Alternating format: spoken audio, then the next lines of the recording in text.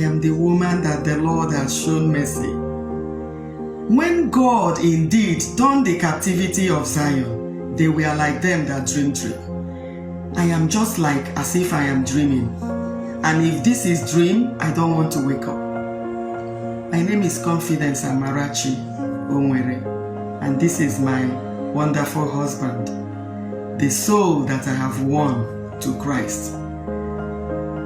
We are making this testimony from Dublin, Ireland. I have been in a toxic relationship for 21 good years. I have been a bitter woman for 21 good years. There have never been joy, peace in my home for 21 good years because of alcohol. I will let my husband to do the talking. Hallelujah. Amen. Thank you, baby. Thank you very much. Pastor Jerry, honestly, she just scratched the surface. But because of time, I'm going to go straight to the point. Pastor Jerry, I've been afflicted, with alcohol for over 17 years.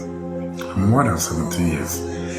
And the addiction has really taken a whole lot of turn into my life. I nearly died. My health was in shambles. My finance was gone. I nearly lost my family. I nearly lost my wife and my children. But really, God has blessed me with a beautiful wife, humble, and a daughter of Zion, a child of God. And we have 3 children, 2 boys and 1 girl, but alcohol nearly destroyed everything. Pastor Jerry, the addiction was so much that sometimes I don't even know when I go to drink. My wife, we tried to handle it, and I was living in denial. I was saying, I can handle it. I thought it was something I can do with my own willpower. Pastor Jerry, my health was gone. I work in the hospital. I've seen the trouble, the mess alcohol causes. How people die from liver infections. But I ignore all this money. Several times the ambulance will come to the house to pick me after drinking. Sometimes I'll vomit blood. I'll go to the hospital, I'll be hospitalized for days, I will come out again, I will continue. I remember on one occasion, an Irish doctor, an Indian doctor told me and my wife that unless I want to commit suicide, that is when I will allow alcohol go into my system again. But Pastor Jody, I ignored all this warning. I continued. Fast forward to 2022, Pastor Jerry, my wife got so tired. Everybody gave up on me.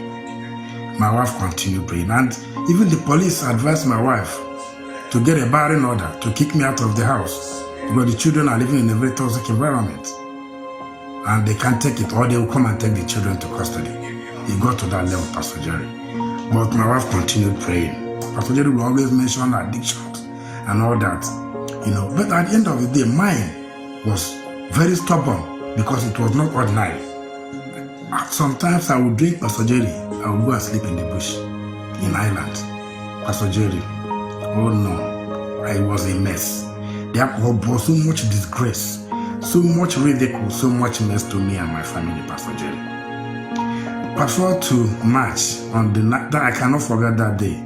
On that fateful day, Pastor Jerry, March 2023, my word came. And before that, I prayed. March the 9th. Yeah, March 9th of March 2023, my word came.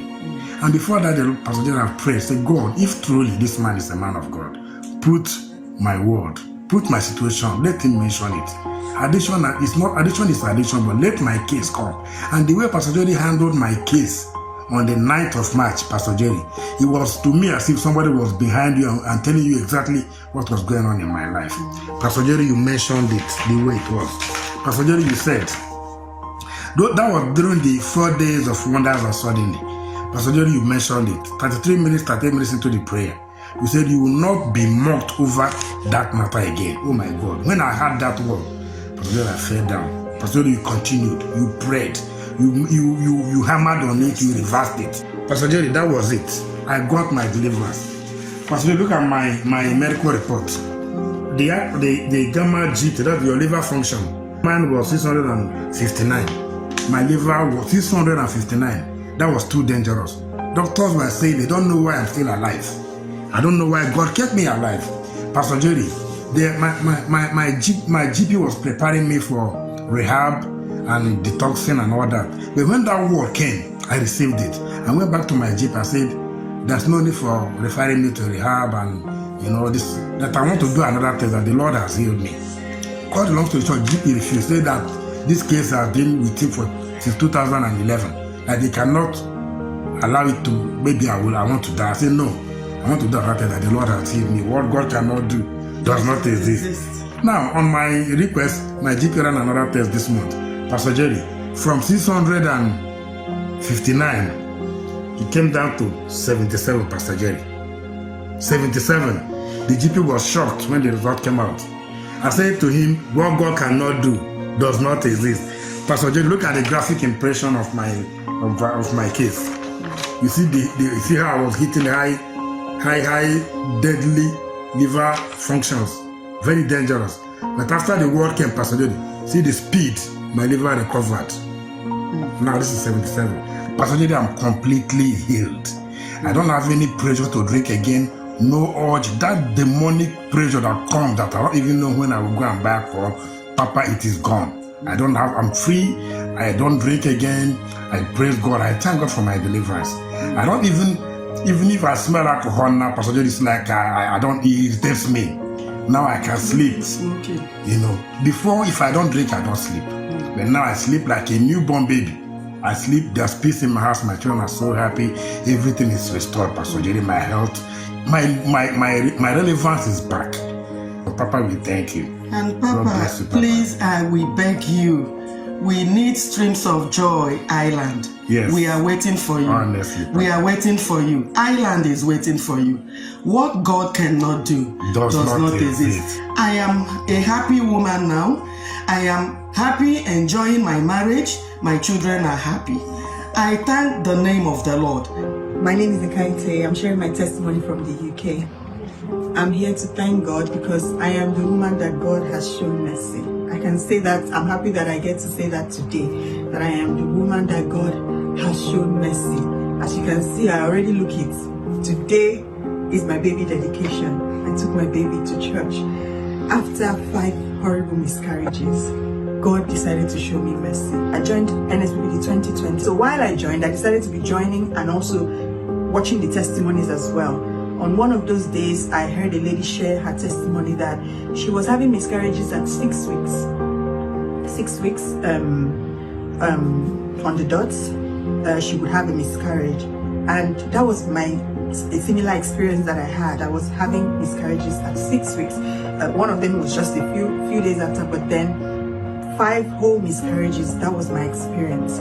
And I decided to pray the prayer of mercy as she said. I wasn't missing the Wednesday, oh Lord, show me mercy. I wasn't missing any day at all. And I was watching all the testimonies, tapping into every single testimony of anybody that has waited for a while and has had horrible experiences. I was tapping into every single testimony, no matter how long that person has waited. As long as it was a testimony about a baby, I was tapping into it every single time. I just want to thank God because my day came.